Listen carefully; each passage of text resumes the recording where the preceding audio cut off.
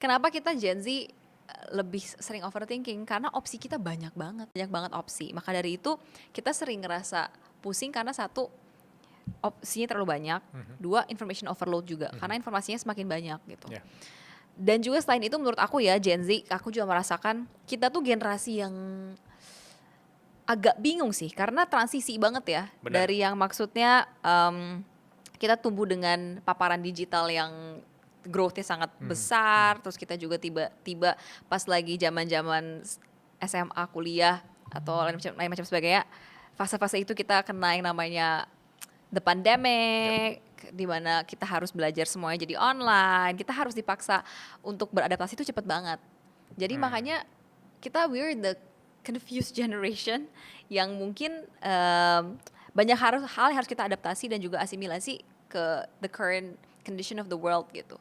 Jadi makanya kombinasi itu sih antara the options that we have yang banyak banget itu. Selain itu juga kita memang generasi yang lahir di situasi yang emang agak membingungkan dan normal banget sih. Itu jawaban yang bagus sih. Kebanyakan opsi. Kebanyakan opsi. Sesimpel kita ketika mau pesan makanan online, opsinya banyak kan? Iya. Tapi kenapa orang-orang di generasi kita malah memilih untuk tidak menikah atau mungkin malah banyak angka perceraian juga tinggi? Karena kita terlalu fokus mencari pilihan yang benar instead of trying to make our option right. And I think itu lumayan hit me sih, karena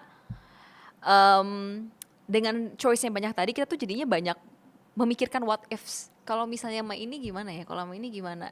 Jadinya what if itu yang membuat kita ragu atau mungkin udahlah emang gak cocok aja, mendingan udahan aja gitu. Jadi makanya itu contoh simple di relationship sih. Cuman aku rasa itu translate juga ke berbagai macam komitmen yang kita punya ya. Contohnya kerjaan atau apa.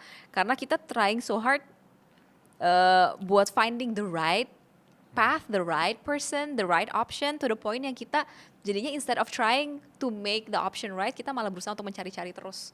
Jadi mungkin itu yang bisa jadi sebuah lesson lah ya. I mean, take it with a grain of salt. I'm not married yet, I'm not an expert, but then I think it helps me to see the world and also refine my thinking in that aspect. Yeah.